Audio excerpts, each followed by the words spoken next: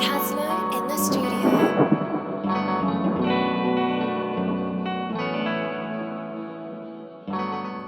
Hey y'all, welcome to Chemistry by Kimberly's Experiment, where this month we're going to talk about finding your purpose and staying in it and sticking with it. I know a lot of us are trying to figure out whether or not we're already doing it. Some of us are in a position where we're trying to figure out what our purpose is to begin with, and some of us, we may be in between the two. And so this week is going to be specifically designed for those of you who are still trying to find your purpose. And so this is going to be a special 4 tips from me and all of my experiences and the things I've read too about how to obtain your purpose. So I hope y'all enjoy. Check it out. So first of all, living in your dream and walking in your purpose is a really hard and challenging thing to do. It is not for the weak. It is not for those who are willing to give up when times get hard. It's really going to take a lot of strength and endurance and perseverance, because you are breaking chains of things that have existed with you probably as long as you know. And so as you journey through those physical barriers or those mental barriers or those spiritual barriers, you are going to experience this in the way that you should for you. So you're not in competition with nobody else. You're not, judging your appearance based upon some other fantasy life of someone else's and trying to measure up to that. You are in your own journey. And so truly, truly feel that process, accept it as your own, and be in competition with yourself. Y'all, I'm not telling y'all nothing that you probably haven't heard of before. Yes, I'm speaking from my own personal experiences, but I'm also speaking from the books that I've read. And a lot of this is going to come from stories that you've heard of before too. So we all know that there's nothing new under the sun. And I'm not here to present anything like woo-ha to you. It's just a gentle reminder of the things that you can do to get into your purpose. So let's jump into it. Actually, no, I'm finna take y'all for a walk. Let's go.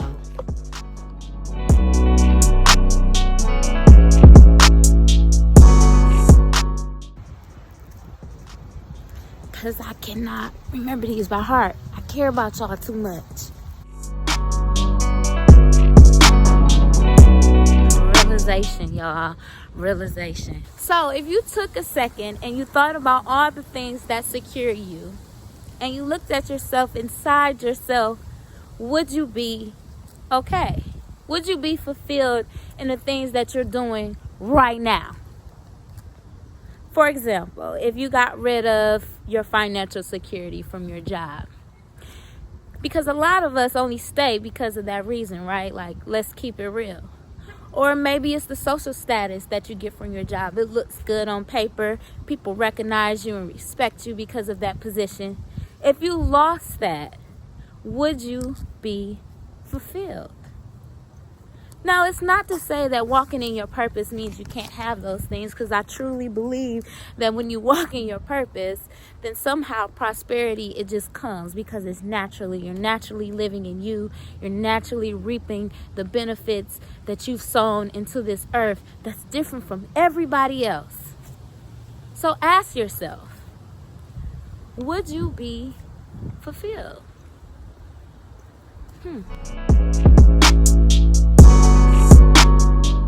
Visualization. Basically, it's like looking at yourself in a mirror. And now that you've acknowledged that you're doing the things that you really don't like doing, or you dread your job every day, ask yourself, why? Like, why am I here? Some of us are going to be able to look in that mirror and say some things that are super hurtful, challenging, make us want to cry, make us realize that we've been living our entire lives for somebody outside of ourselves. Some of us is why, I ain't have confidence. Some of us is why, self-esteem is low. Some of us is why, I wanted that social status. Why? Oh, because I didn't want to be the person that gave up something that was easy to take care of me for the rest of my life. Yeah, it sounds crazy. So look at yourself in the mirror and ask yourself, why? Why are you here? How did you get here? Because I think that if you look at that beast in the eye and you grab it by both of its legs, it's going to reveal itself to you. And before you can address a problem, you first have to confront it.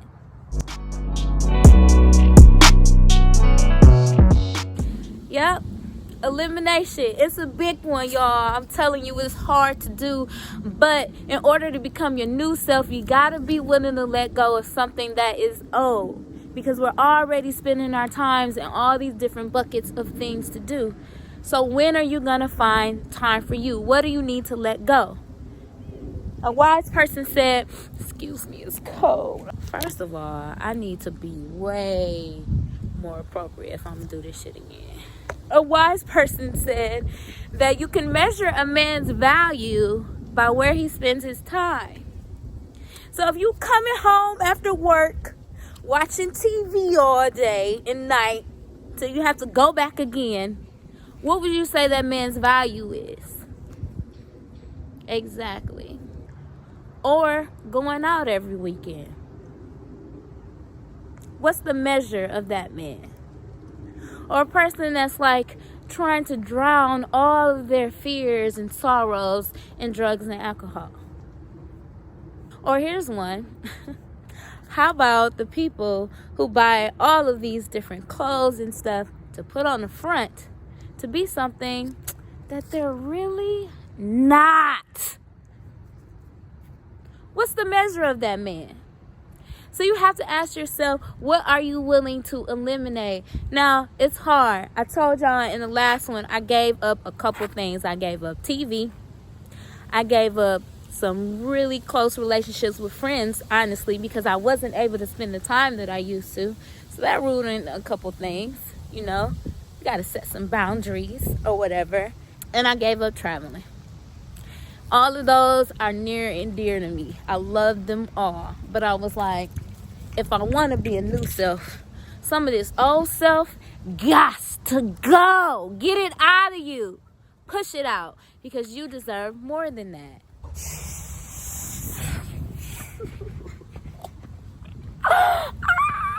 So ask yourself, what is complementing your old lifestyle that needs to be removed in order for you to jump into your new lifestyle? Some of us are going to have to make a real sacrifice.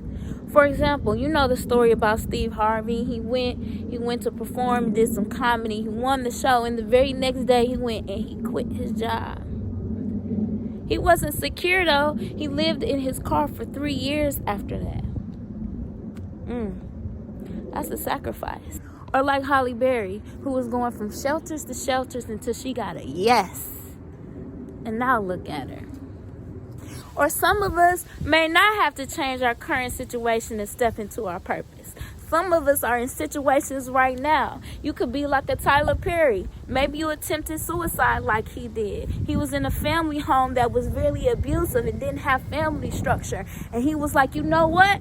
I want to get out of this. Same thing with Oprah. Same thing with Cardi B. Everybody know her struggle. Everything that she went through because she wanted something better for herself. And so either you create a new circumstance to give yourself the drive and the ambition to go, or if you are in your current circumstance, acknowledge that and make room to grow.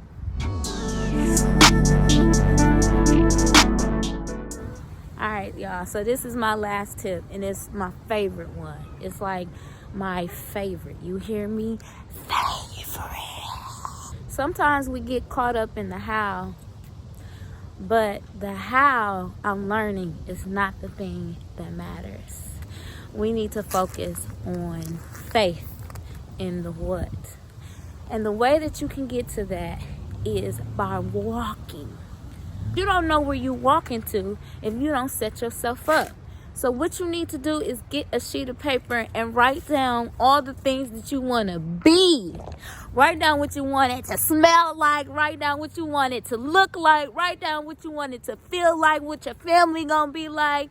What your home gonna look like. What kind of car you gonna drive. What kind of neighborhood you gonna live in. Like how much money you got in your account. Write it down. Now it's gonna be scary, because you might write down some crazy stuff. You know, we did this thing at work where if we really wanted to search the depths of our hearts, we would ask this question. If you had a magic wand, what would you do with it? And I used to ask myself, if I can think it, like, what's so magic about it? And you know what I found out? That the magic is actually in faith itself. Listen, y'all, if you can write it down, you can achieve it. God is not going to put anything in your spirit that isn't meant for you to have. You have not because you ask not. So y'all need to start asking. Write that thing down. What do you want? What do you want it to look like? And don't worry about the how it's going to happen for you. Why? Because once you start looking at that, imagine reading that 3 times a day. That's what I did. I wrote it down 3 times a day, and I read it to myself 3 times a day. I called some friends. I said, hey, can you read this for me on Sunday mornings? I sprayed some perfume on mine, so every time I smell that perfume, I would think of my purpose and where I'm going to be and the things that I wanted to be for my community, the person I needed to be for my family. I remind myself of that every day. Imagine yourself being reminded of the things you want 3 times a day, all day. You sleep it, you dream it, you eat it. You might boo-boo it too. Now, it may not come when you want to. And you know what? You may not be asking for the things that you are supposed to have. So it may not come exactly how you ask for it. But what happens is everything starts lining up. Your friends start shifting. People who don't need to be in your life, it's no longer as hard for you to say, okay, bye. It wasn't meant for you. You start reading more, you start moving more, but the first step is for you to decide what is it that you want. And then you gotta walk by faith. Walk by faith. Walk by faith. Yes, you too. It's so weird when people stop me and ask me questions about what I'm doing.